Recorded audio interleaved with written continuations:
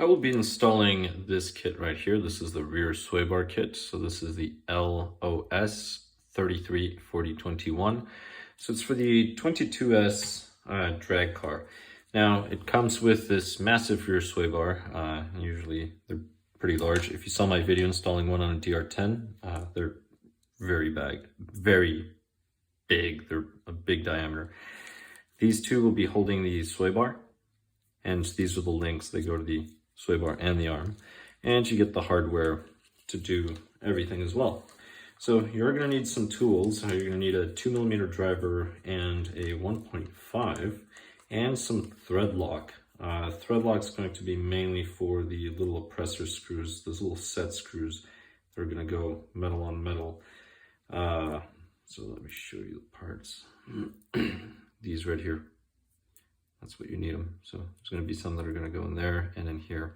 This goes halfway into the sway bar, just keeps it from going too far left, too far right.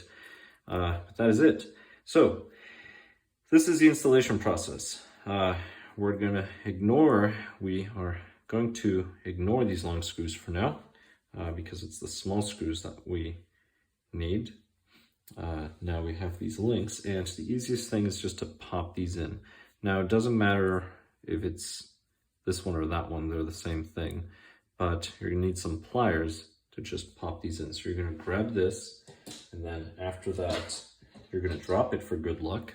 And then after you drop it, you place it back, just grab the pliers. That's it. So link is there, moves freely, you're good. And the next one. Now at the end of the video, I'm going to talk about whether you need one or not and what it does. All right, we have those. Now we can go ahead and install these as well. So these will go in here. You do the same thing, try to get them straight. I'll just go right in there. And then we'll do the other one. And that's it. To be honest, I probably could have done that by hand. All right. Now, I'm actually going to move these over here. So I can move this and this. All right. This is where the sway bar goes. So before you put the sway bar in, this has to go right in here. And this will drop, and that will go right in that groove. Just place it here. Now you want to go ahead and install one of the set screws. Now you want the distance from both sides to be about the same. So that's something very important. Now we're going to go ahead and grab one of these. You can eyeball it, you can measure. Measuring is the best way to go. Oops, 1.5.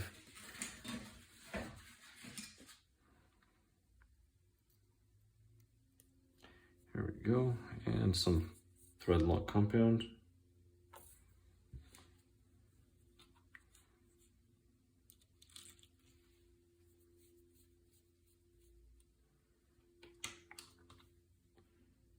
And that's about right.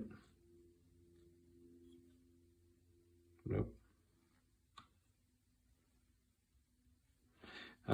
So what I'm using as a reference point, I'm actually using these holes as a reference point since I'm not actually measuring. And you want to be just outside of them. So the inside of the sway bar is going to be about halfway where the hole is. Snug is all you need. Do not over tighten. And that is it. So this should move freely, which it will. Now you grab these little blocks. So these blocks, left, right, doesn't matter. And that will just go in here. Then you grab these screws. Now these screws are going into plastic. Because they are going into plastic, you do not need any type of thread lock compound. These are also 1.5, so you're gonna need a 1.5 driver. So far, everything's 1.5. It's just the last two screws that actually hold the links to the arms. Those are going to be using a 2mm driver. Now I'm just driving it close. I'm not driving it all the way yet. Here we go. Right in here.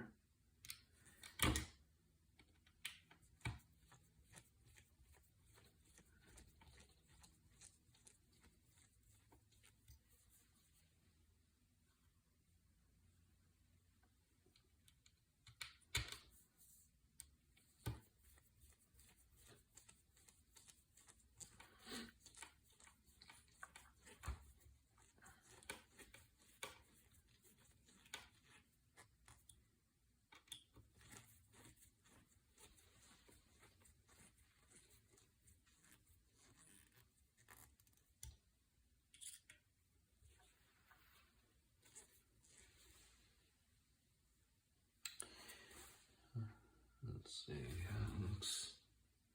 It'll look fine. This is too tight, so I will go ahead and back these out. So first I'm going to drive them in so they're about the same. Then I'm going to back them out until it moves freely, because the sway bar should, see, it's too tight. So let's go ahead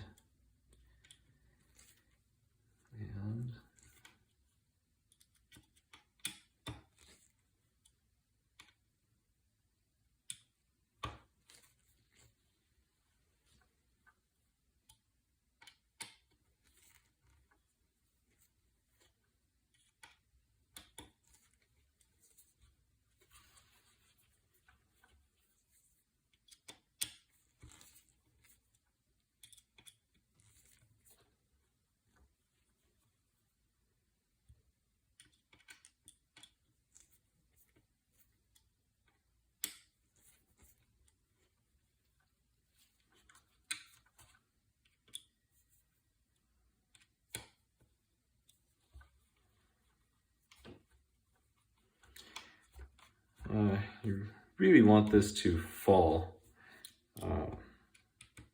So a little recommendation, I'm going to go ahead and just finish the installation, then I'm going to remove this. I'm actually going to attach these, and then I'm just going to ream the whole thing, because this should really be just dropping on its own. So that's just a quick note. Before you install these, ream the whole thing, and then do it. It's like honing it, if you think about it. All right, now these set screws will go in here, and these are really for the play of the sway bar. So given how tight this is, you really don't need them. Really do not need these at all. These are generally used in sway bar kits because you can use different diameter sway bars. So if you see, so here I loosened it so much on this side that you can see how it wiggles up and down. So what you would do is you would just use the set screw to set it in and get rid of some of that play.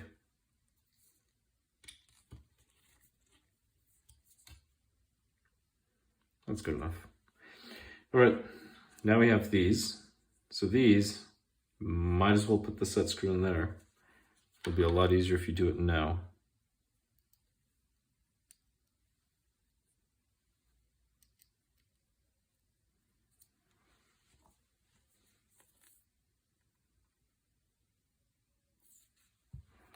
There we go.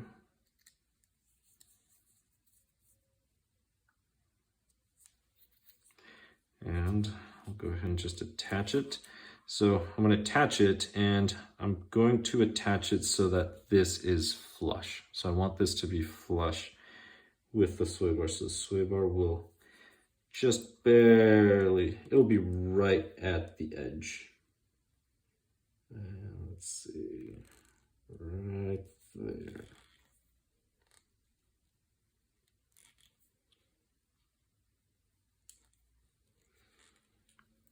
Right there, perfect. And let's go ahead and look at these.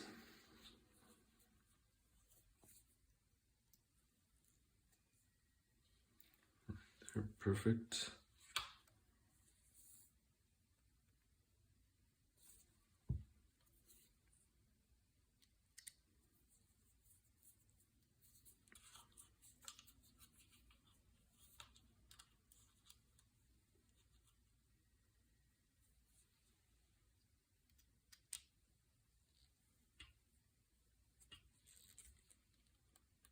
There we go, snug is all you need, do not over tighten. Again, this goes flush. And finally, these just go back here and you drive the final screw. So bottom of the link, just drop it for good luck. And then once you drop it for good luck, these things here.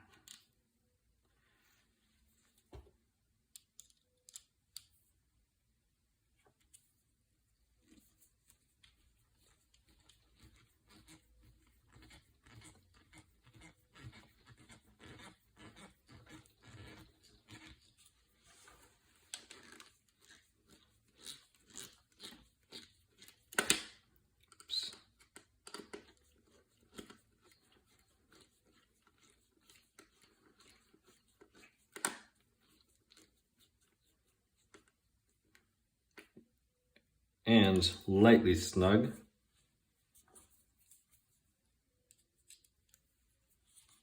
Now we do the other one.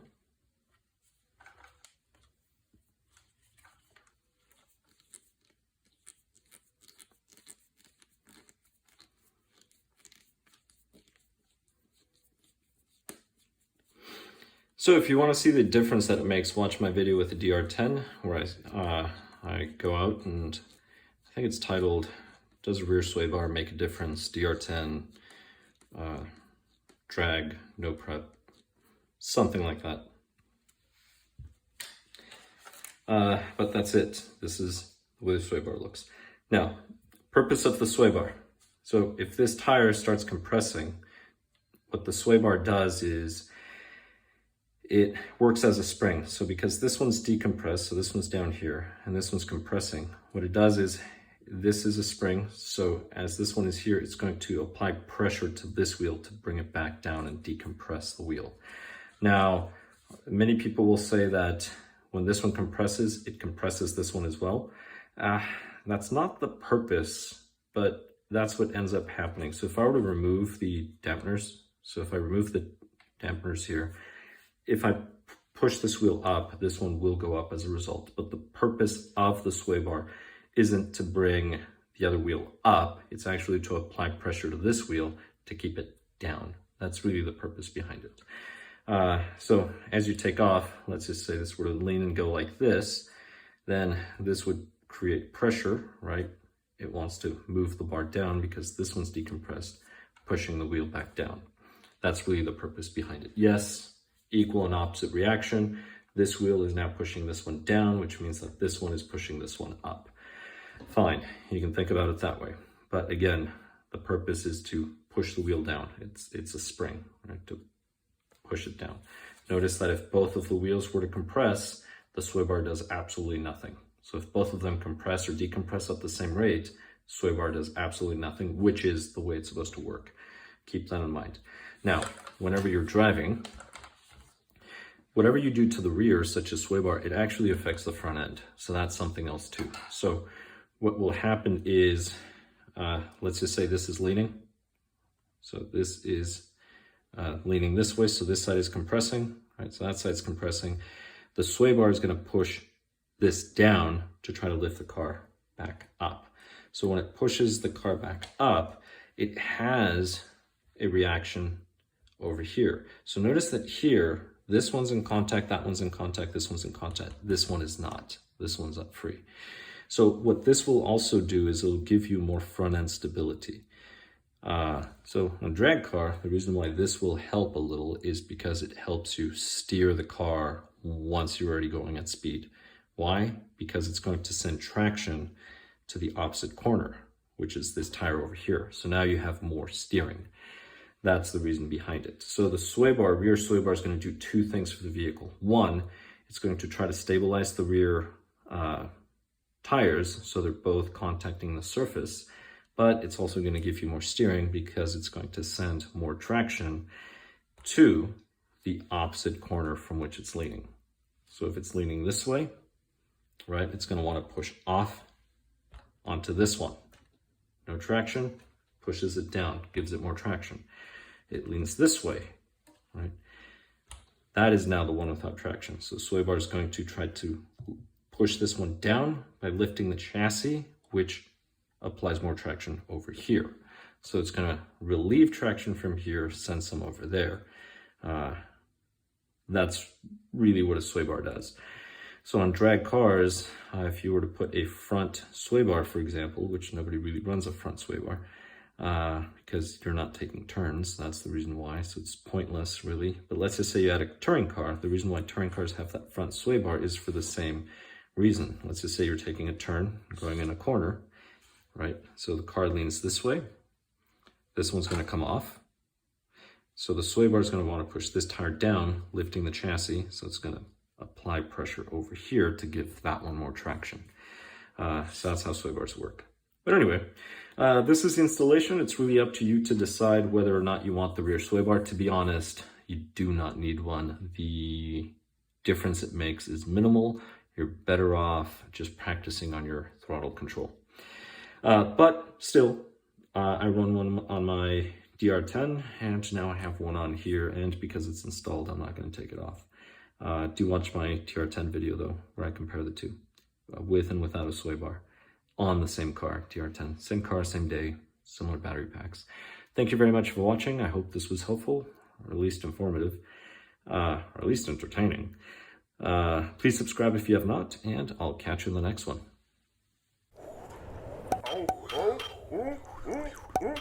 What? Oh, my hair! My tongue! My rod!